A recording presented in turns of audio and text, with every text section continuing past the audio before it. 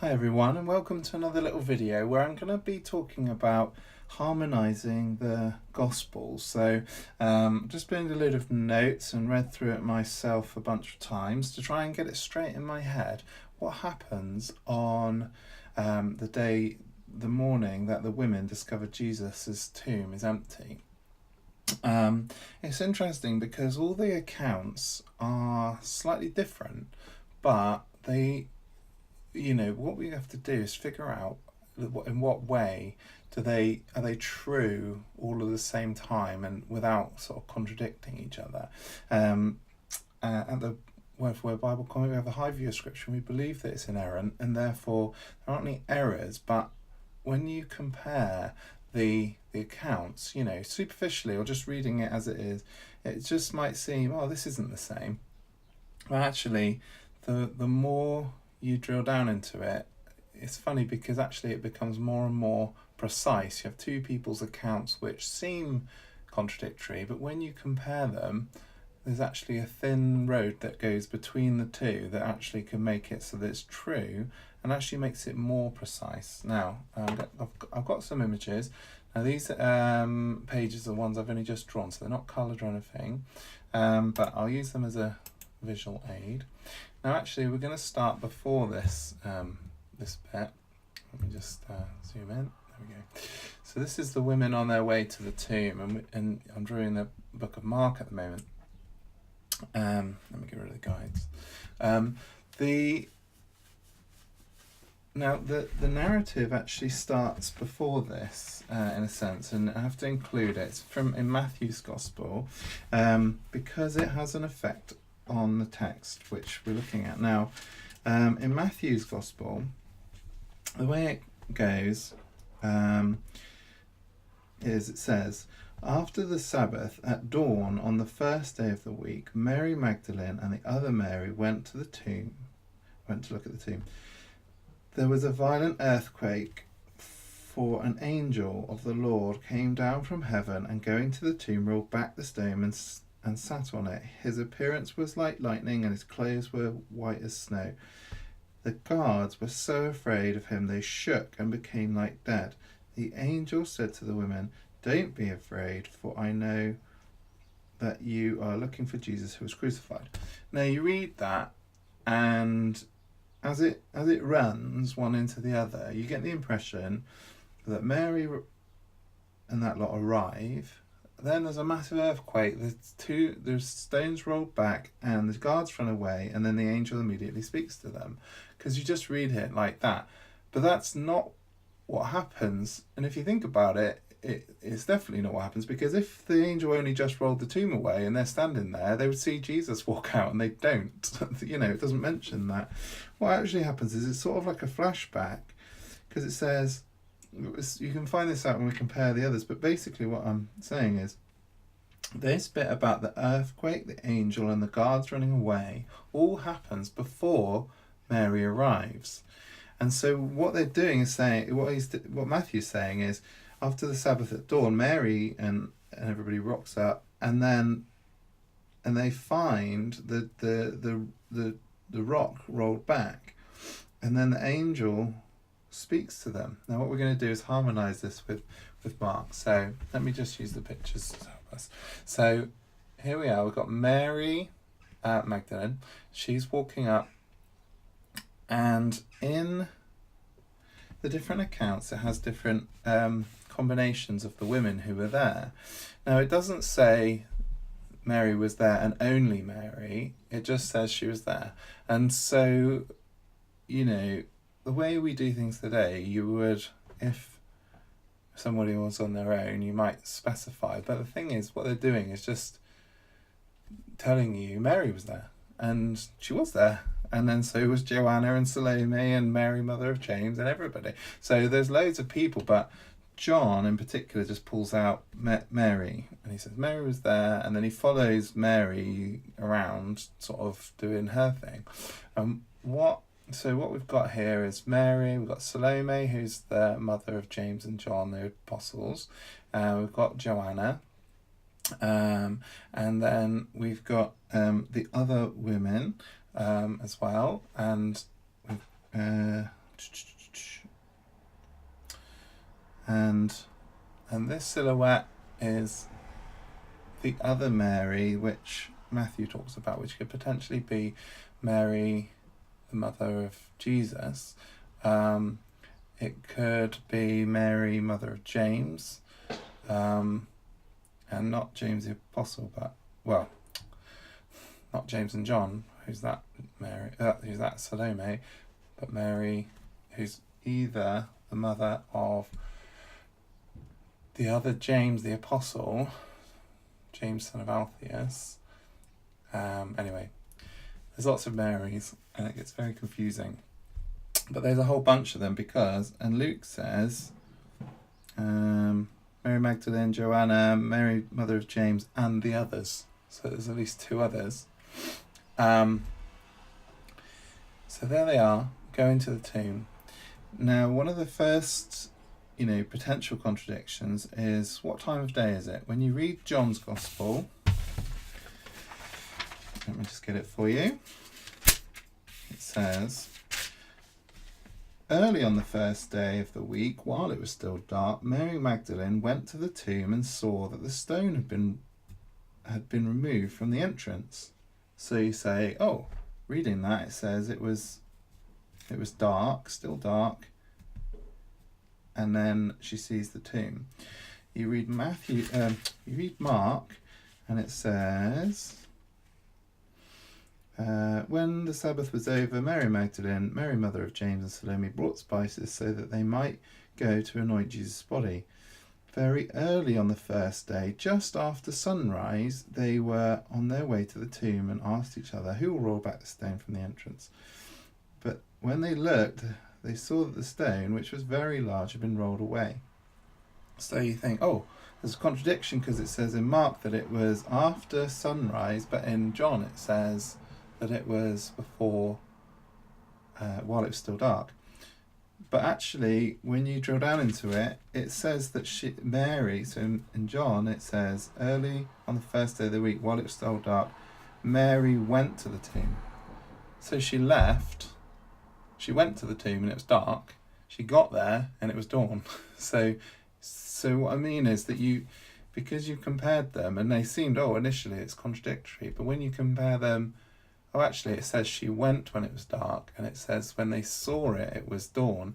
So you've actually become much more precise. You know exactly when it happened. It's like right at dawn. Like while she walked from her house to the tomb, the sun came up and then, the sun is up a little bit and they get there and there's the tomb, so that you know exactly what time of day it is.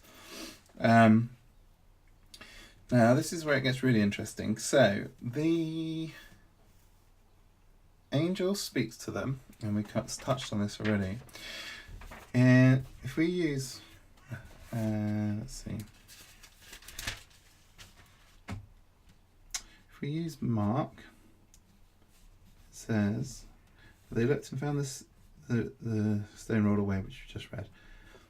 As they entered, so you can see on the pictures, we just read that bit, and the stone was rolled back. So this is after dawn. Now I've got Mary looking in. I've got this bit which I'm going to talk about. It says entering the tomb, and then so they go in, entering the tomb, and then let me see.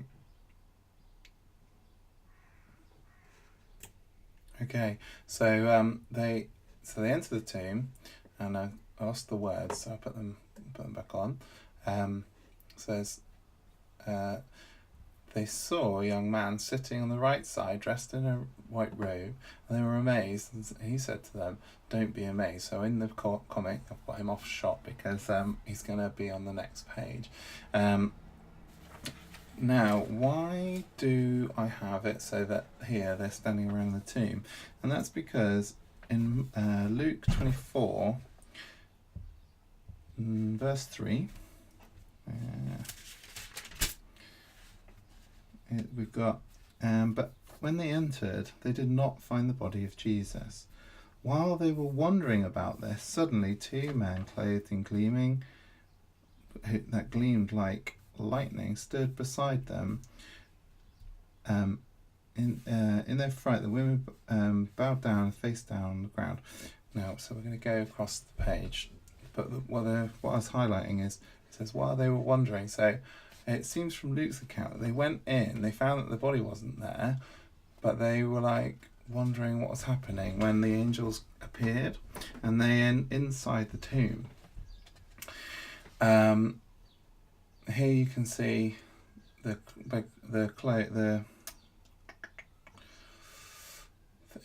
grave clothes of Jesus, which are all folded up, and we know they're folded up from John's account. But so what's confusing is that when you remember we were talking about Matthew's account, it sounded like the angel was sitting on top of the rock when it spoke to the women, but actually what it was saying was they walk up, it tells you, it's like a flashback, the angel moved the rock, sat on it, the soldiers ran away, and then it just cuts straight to, in Matthew, it cuts straight to what the angel said to them. Now, let's go over the page. Here, we've got the scene where, there we go, where the angel is walking, is there. Now, basically, we've got it so that he appears next to them. So he's not in the tomb when they walk in and they find him in there. They go in, they stop, and then he appears. And so in the comic, we've got it so that he's stepping into the panel, like out. He's outside of kind of reality for them, and then he's stepping into the thing. They are face down, which again Mark doesn't tell you, but Luke does. And what I've got is Luke says that there's 2 men, and Mark basically says there's 1. We've got it, and so I've got it so that in this corner is obscured, so there could be another person there, depending on whether there's 2 or 1 angel. In Matthew, it doesn't necessarily say that there's 1. It kind of implies that there's 1 angel, because it's what it says is that an angel came down and moved the rock from the tomb, but then it talks about that angel that moved the rock from the tomb. So only 1 angel moved the stone away from the tomb, and then it says the angel said to the women. So it kind of says an angel came down and moved the stone, the angel talked to them. So it doesn't say that there was just 1 or 2, it just says that the one that moved the stone was the one that spoke. So right, now then it says the women ran away.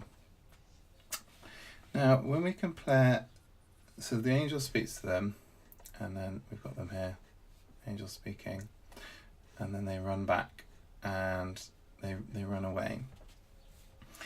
Now what becomes complicated is that in John's Gospel, so let's just read that.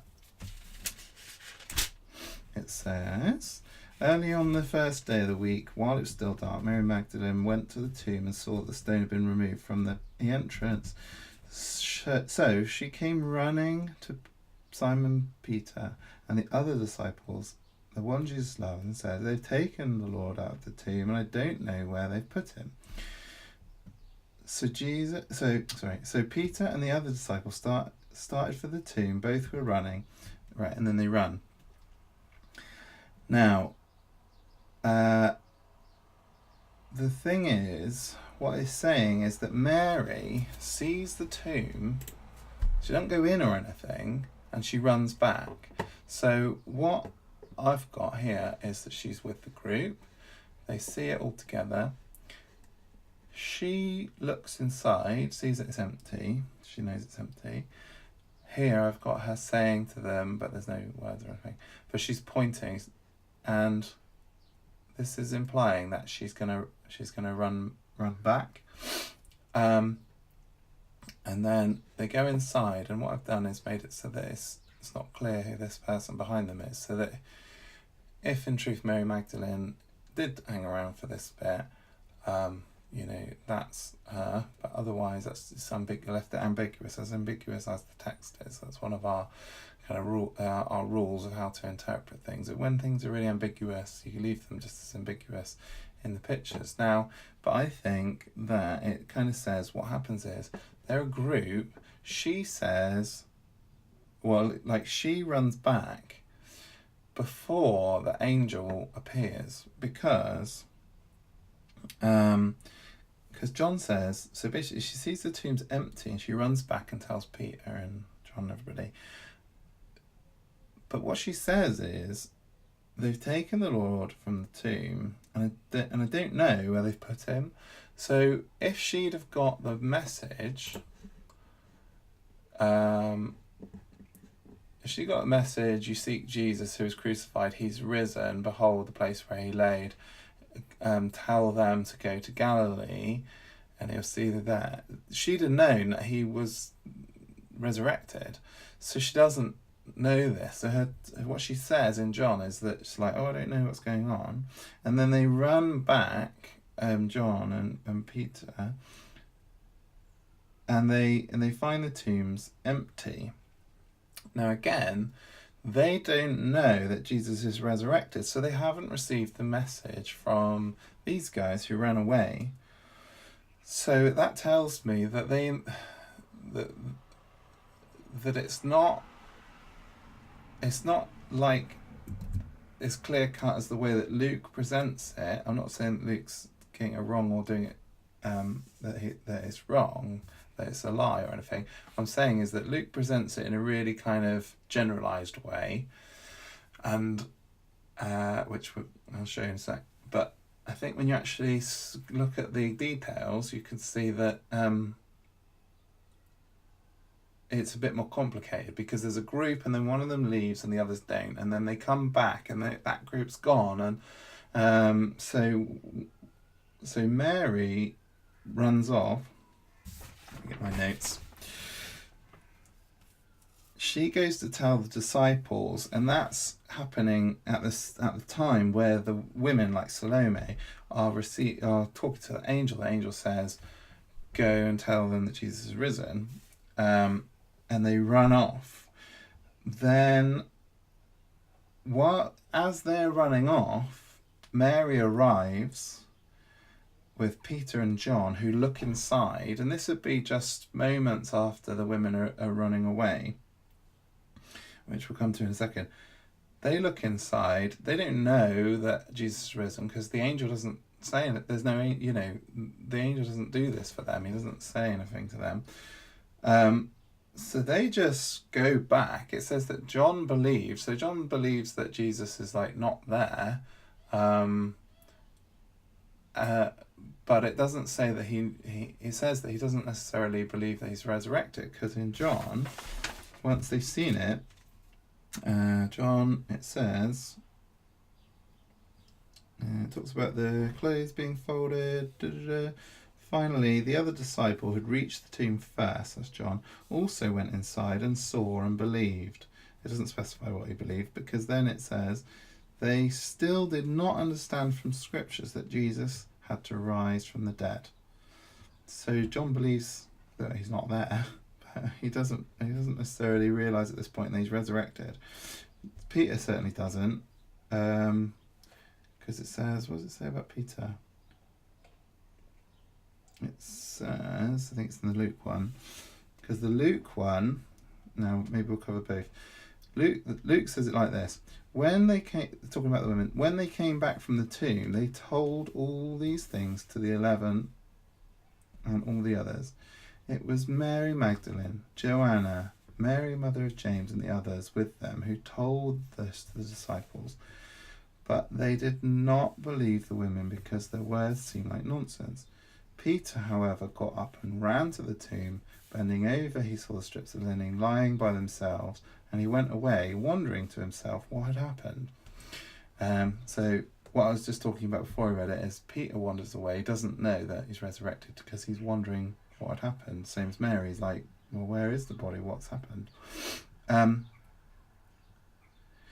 But the bit before, I think Luke is doing more of a generalisation, because he says that when the women come back, they told the things to the disciples.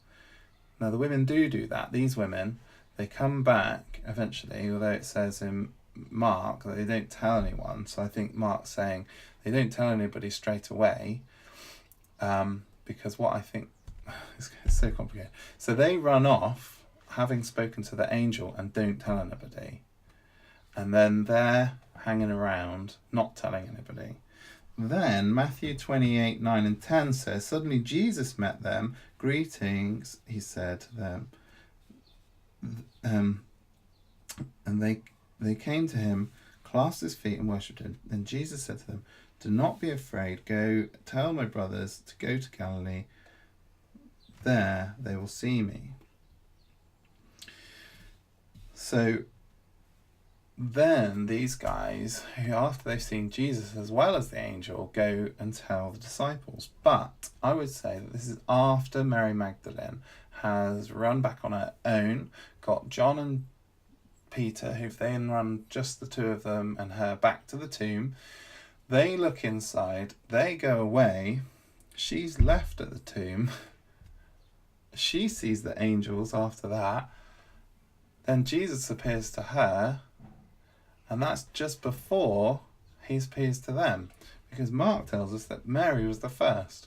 So again, you got what apparently is a contradiction, because these guys see the angel and then run away and see Jesus, but it says Mary saw Jesus first. So this event must have happened like really close in time to Mary and John and Peter arriving at the tomb. They look in, they find it empty. Peter and John leave. Mary stays on. Mary meets the gardener, who says, you know, what are you waiting for? And the angels. And then she realizes the gardener's Jesus. And that's why these guys are hanging around not telling anybody anything, as Mark says. And then after Jesus has spoken to her in the garden, she thinking he's a gardener, he then immediately turns around, probably these guys are quite nearby, goes off, says to them, go and tell the others to meet me in Galilee. And then they go back and they see the group. And so what I mean is that Luke is like generalizing the fact that Mary tells them, Joanna tells them, Mary, mother of James, tells them. They don't necessarily tell them all at the same moment, because Mary's already said that the tomb's empty. Joanna, Mary, mother of James, do tell them. And then Luke says, after he says about them telling, that Peter ran back to the tomb. Now again, Peter did go to the tomb. It wasn't necessarily after all these people had told the disciples. So Luke's account's much more general, I think. I don't think it's wrong. I think it's general. He's saying this group of women told this group of people that it had happened, and Peter went to the tomb as well. And that's what he's saying. He's not necessarily saying that's the order of what happened, and the text doesn't even necessarily say that is, you know, as a result of this, or after they all these women had said, it was definitely after he went to the tomb. It just says the women told the people, these are the women that told them. Peter went to the tomb, he didn't know what happened. So I think that Luke's telling it in a really generalized way,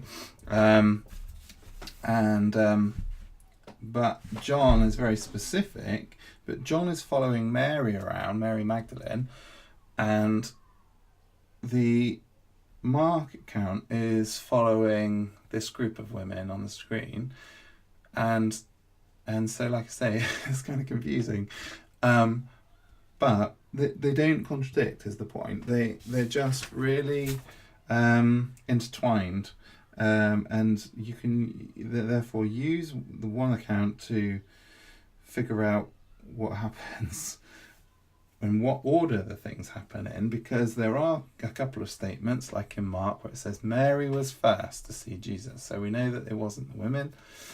That is very as opposed to what I just talked about with Luke, which was this is kind of general. These guys told these guys.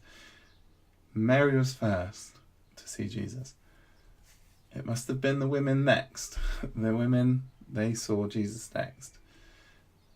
Then much later, it's the disciples. So that kind of concludes what I was talking about. I suggest you get the verses out yourself, have a good read through.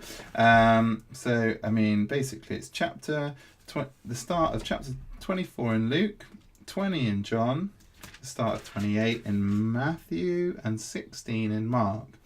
Give them all a good read. See if you agree. If you don't, please, give me a comment and tell me what you think is the case and you think what happened.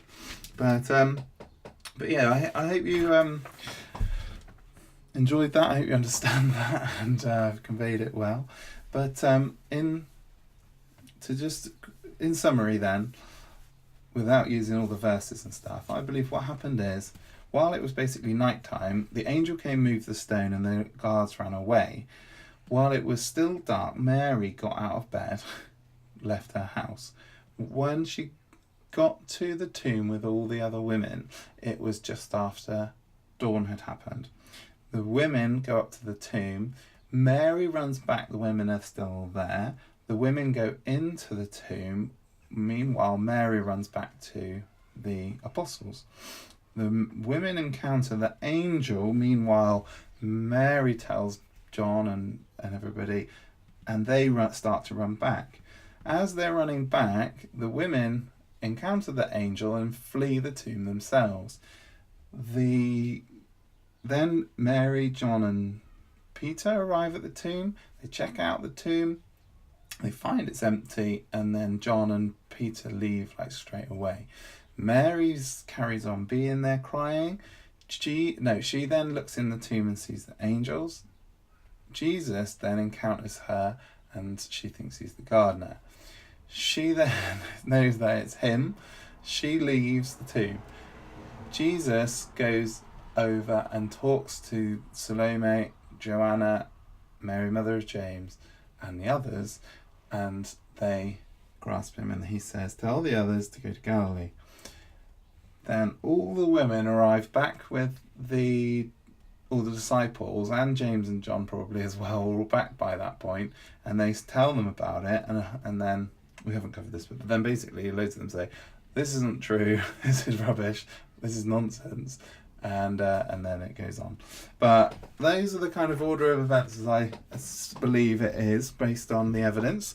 Like I say, have a read yourself, let me know what you think, and I hope you've enjoyed this video. If you're watching on YouTube, like and subscribe, and if you're watching on Facebook, please like the page, follow our group, and stay in touch. Thanks for watching.